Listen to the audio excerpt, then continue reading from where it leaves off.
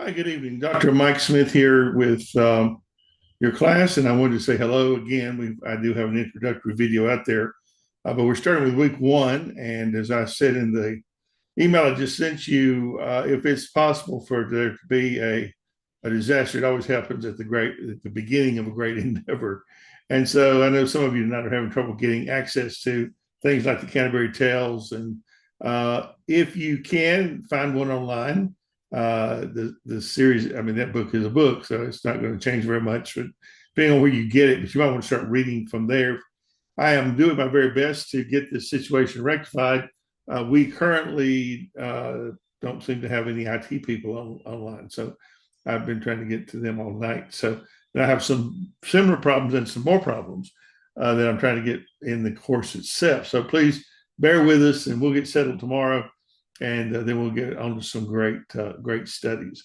I particularly like the Canterbury Tales because it is so engrossing, and there's so much hidden and yet apparent in that writing about religion and religious people. And I think some of you may find some of that to be quite interesting. I have spent, by the way, over 20 years as a pastor.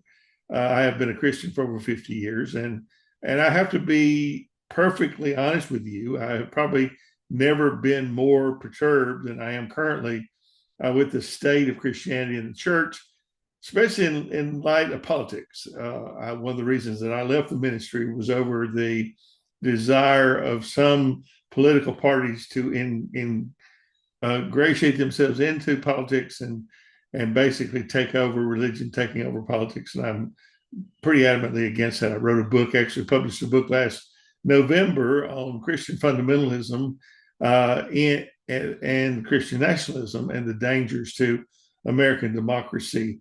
And so I do have a lot of time spent researching that as well. Just let you know a little bit about myself. I'm 67 years old.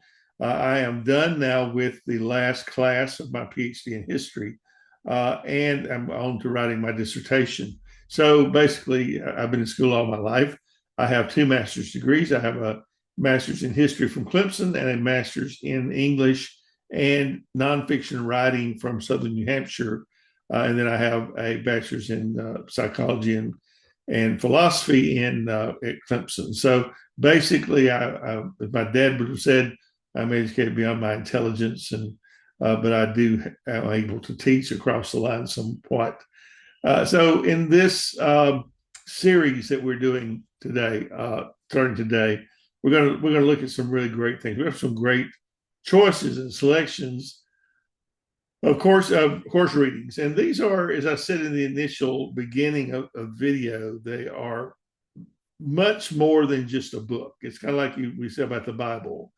The Bible is something that you pick it up and you read it, you lay it aside. You don't lay it aside, you pick it up and you read it again. It's constantly refreshing, constantly something that you see there that you did not know before.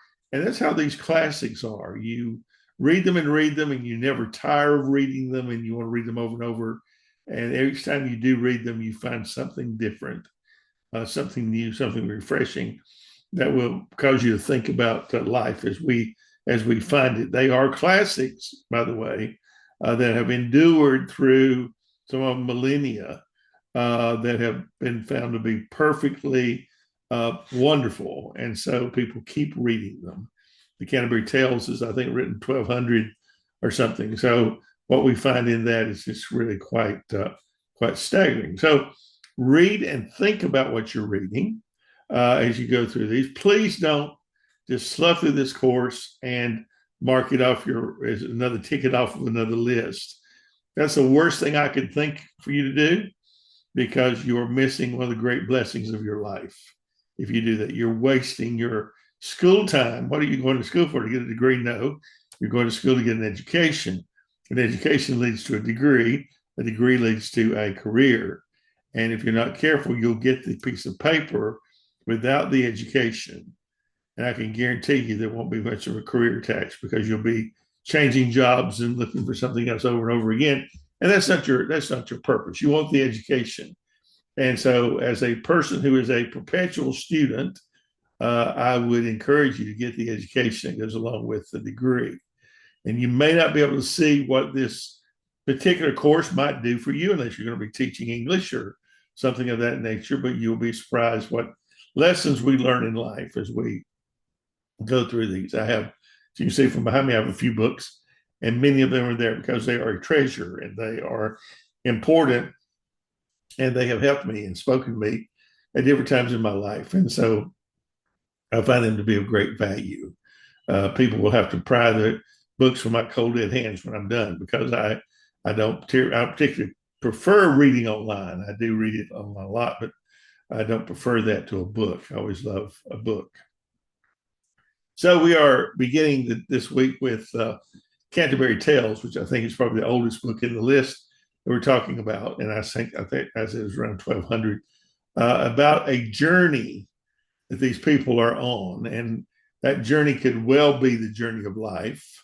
And they are people that are outwardly adorned with characteristics that help you to identify them within the society. And yet they don't quite live up to the standard that society sets for them. And so from that, we will take our lead in our reading and our understanding of what we're going to discuss about reality and being true and being sincere, a lot of different characteristics that we can talk about from this section and from these people. That you want people, we expect people to ring true, right? We used to have this phrase in the 70s called walking the talk. Somebody that walks the talk, they practice what they preach. They live up to the standard. And you will find that many of these in this Canterbury Tale do not do that. So we're going to get the chance to look at real life and what does it mean to not live up to the standard. But a lot of us are church people and Christians. We've been in church most of our lives, and we know what a hypocrite is. We know what someone is that pretends to be something that they're not. And so I think Canterbury Tales will be a great way for us to analyze that situation. Now, our work for these weeks will be a couple of things each week. We're doing a discussion board, and this is where you get to involve yourself in talking to your classmates. You will make an initial post of your thoughts on the topic, and then you will read theirs, find two that you want to respond to, and you will respond with substance to that person about what they were talking about. Find something that you found interesting in their writing, and spend time discussing that. So you will do that, repeat a couple of papers where we're analyzing different aspects of writing about characters. Remember, this is an English course, by the way. It's headed an English course. In an English course, you can expect to do a little bit of writing. And in that writing, it's a little bit different than, say, history writing or any other kind of writing. So you are really analyzing the English elements, the learning elements, the writing elements, whatever, of the author and their prose and how they are operating within the guidelines. So you'll get to kind of dissect and take apart these books and talk about things within them that you found to be interesting, that will be encouraging, that will be maybe detrimental, but you get to express your expert opinion having read the book. And do not try to go out and find the Cliff Notes and find some short version. I really want you to be sincere with this class and honest. In your writing, I want you to do the writing yourself. Don't want you to use, AI chatbots or whatever. And by the way, I can spot those a mile away. So don't do that. You're going to get a note back from me that you plagiarized, and then we have to have a whole new can of worms. Just don't go there. It's better not to start it than have to fix it, right?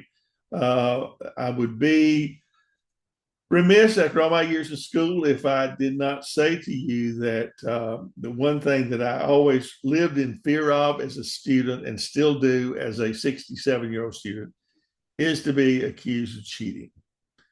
And cheating is not something that I want attached to my name anywhere, anytime, any place. So just do it the right way. If you have a question, please get back to me and I can talk to you about that as well.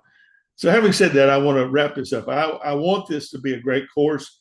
I want you to feel like you can come to me and talk to me, ask questions, and clarify things. And I will do my very best to respond in kindness and help. That's what I'm here for. If God knows my heart, is not here to hurt you, but to help you. I want you to leave this class a better student than you came, a better writer than you came, a better reader than you came, and let's have a great time together. Our time will go quickly, but I think that you need to keep it up. You have to read every day. You need to keep up your reading every day. Do not get behind, and please do the reading. If I could beg you to do anything, it would be to actually do the reading, because you're better for that having run through your brain than never having seen it at all. That's a part of education. Okay, so I'll let you go for this week. I'm here by the email. You have my phone number on the site. If it's an urgent need, please call me. Please identify yourself, where you go to school, what class you're in, so that I can get through that without having to look through 5,000 things. Okay, we will see you then shortly, and I'll look forward to hearing your report. Thank you.